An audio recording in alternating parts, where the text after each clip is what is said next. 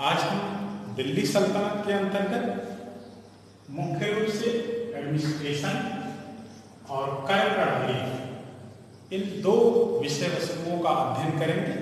इसके पहले हमने गैरिसन शहर से भीतरी प्रदेशों में कैसे दिल्ली सल्तनत का विस्तार होता है। सर्वप्रथम हम कर प्रणाली को देखने का प्रयास करते हैं।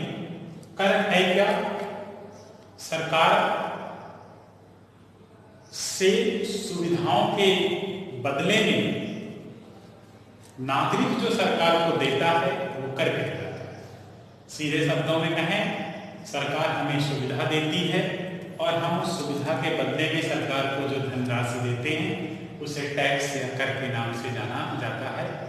सल्तनत काल में कर प्रणाली का मुख्य स्रोत लैंड रेवेन्यू या भू राजस्व होता था। तो इसको देखते हैं। वहां पर कर दो प्रकार के होते थे, एक धर्म सापेक्ष और दूसरा धर्म निरपेक्ष। और कर का पूरा स्ट्रक्चर जो था वो इस्लामिक शरीयत के आधार पर चलता था, या प्रशासन भी क्या है शरीयत के आधार पर ही चलता था। यहाँ पर मुख्य रूप से 5 टैक्स के बारे में हम बताएंगे। जजिया, जकात,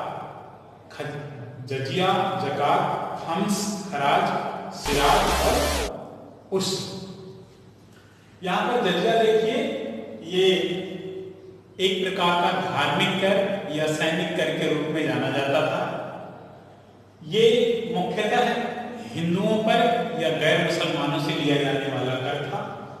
ये 3 श्रेणी में उस समय बटा रहता है। जो उच्च वर्ग हिंदुओं में रहता था वो 40 टन का या अपनी उपज का 40% जो है वो देता है। फिर क्या है, 20% सामान्य वर्ग देता था और निम्न वर्ग जो है वो 10% देता था। फिर दूसरा आता है जकात। जकात क्या है? एक मुस्लिम धार्मिक कर है। इसके अंतर्गत मुसलमान अपनी चल और अचल प्रॉपर्टी का 2.5% क्या है प्रशासन को देता था, जिसे हम जकात के नाम से जानते हैं। वहीं खराज जो है ये मुख्य राजस्व कर होता था, भूमि कर होता था, और ये हिंदुओं से लिया जाने वाला कर था, कृषि कर हम कह सकते हैं। ये कुछ सुल्तानों ने तो 1/3 और कुछ सुल्तानों ने क्या है 1/2 भाग उपज कर लिया। यानी अगर हम कहें तो ये अलाउद्दीन खिलजी और मोहम्मद बिन तुगलक जो है उपज का 50% ले लेते थे। ज्यादातर शासकों या सुल्तानों ने क्या है 1/3 यानी 33% क्या है कर लिया। अगला कर आता है यहाँ पर उश्र। उश्र मुसलमानों से लिया जाने वाला कृषि कर रहता है और ये केवल उपज का 1/10% लिया जाता है। अगला आता है मुख्य कर रहता है खम्स। हमने यहाँ पे लिखा है लूट कर। सेनाएं जब आपस में लड़ती हैं और जो सेना भागती है तो उसका पीछे करने वाली सेना क्या है उनके अस्त्र शस्त्र धनों को लूटती है। तो सामान्य पीरियड में क्या होता था कि 80% लूट का भाग सैनिकों को मिलता था और 20% जो होता था वो राजकोष में चला जाता था। वहीं अलाउद्दीन खिलजी ने क्या किया, इसको जस्ट अपोजिट कर दिया कि 20% क्या है वो सैनिकों को दिया जाएगा और 80% क्या है राजकोष में जाएगा, क्योंकि अलाउद्दीन खिलजी ने क्या है स्थायी सेना का निर्माण किया। अब हम आते हैं दूसरी तरफ। यहाँ पर प्रशासन होता क्या है, सबसे पहले सामान्य शब्दों में बताने की कोशिश करूंगा कि प्रशासन क्या है, राजा के आदेशों, योजनाओं और प्लानिंग को क्या है ग्राउंड लेवल तक ले जाने वाली मशीनरी जो होती है हम उसको प्रशासन कहते हैं। यानी अगर राजा ने कोई योजना बनाई है तो उसको कैसे ग्राउंड लेवल पर, भूमि लेवल पर हम इंप्लीमेंट करेंगे, तो उस इंप्लीमेंट करने वाली मशीनरी को क्या है हम कहते हैं प्रशासन। दूसरे शब्दों में कहें तो कार्यपालिका के आदेशों को ग्राउंड लेवल पर उतारने वाली बॉडी या निकाय को हम कहते हैं प्रशासन। अब दिल्ली सल्तनत के प्रशासन पर जब हम फोकस करते हैं तो प्रशासन का मुख्य वो सुल्तान रहता है।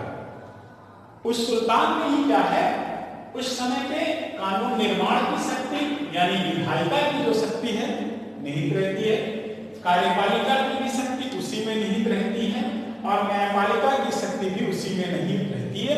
यानी हम एक शब्द में कहें, कानून बनाना, उसका पालन कराना और उसके आधार पर न्याय देना, वो सब कुछ क्या है, सुल्तान पर निर्भर रहता है। दूसरी एक खासियत और रहती है कि क्योंकि उस समय सारे शासन जो हैं वो मुस्लिम से संबंधित थे, इसलिए शासन का मुख्य आधार जो था वो शरीयत रहती है, कुरान रहती है, इज्मा रहता है, सुन्ना रहता है और कयास रहता है। यानी पूरी तरीके से शासन का बेस जो रहता है इस्लामिक टेक्स्ट बुक या इस्लामिक धर्म ग्रंथ के आधार पर शासन होता है। यहाँ पर क्या है, सुल्तान के सपोर्ट या सलाह देने के लिए एक मंत्रिपरिषद होती थी जिसे मजलिस ए खलवत के नाम से जानते थे। यहाँ पर मैं कुछ मंत्रियों के रूप में या नाम बताने की कोशिश करूंगा। वजीर जो होता था उसका मुख्य संबंध जो होता था वो वित्त से होता था, यानी धन का आवागमन, टैक्स आया कितना और उसको एक्सपेंडिचर कैसे करना है, इस बारे में सुल्तान की मुख्य सलाह वजीर देता। दूसरा जो है वो है अमीर कोही। अमीर कोही को हम कह सकते हैं सरकारी कृषि विभाग, जिसे दीवाने मुस्तखराज के नाम से भी जानते हैं। इसका आशय यह है कि सरकारी खेती कैसे कराई जाए, कृषि फार्मिंग सरकार के अंतर्गत या नियंत्रण में कैसे कराई जाए, इसकी स्थापना जो है मोहम्मद बिन तुगलक करता है। तीसरा हमने लिखा दीवाने अर्ज।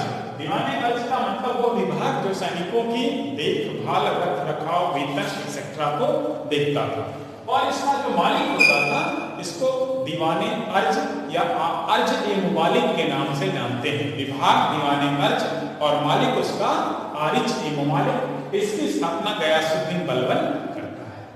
फिर क्या है, केंद्र से नीचे आता है प्रशासन प्रांत की ओर। प्रांत को उस समय इक्ता के नाम से जाना जाता था और यहाँ का जो मुखिया होता था उसे इक्तेदार, वली और मुफ्ती के नाम से जाना जाता था। इस इक्तेदार का मुख्य कार्य दो रूप में होता है, एक फौजदारी यानी लॉ एंड ऑर्डर मेंटेन करना, न्याय देना, और दूसरा काम होता था दीवानी यानी राजस्व का संग्रहण करना। इसके नीचे की जो इमारत, नीचे का जब हम जाते हैं तो जो प्रशासनिक इकाई होती है उसको हम सिक कहते हैं।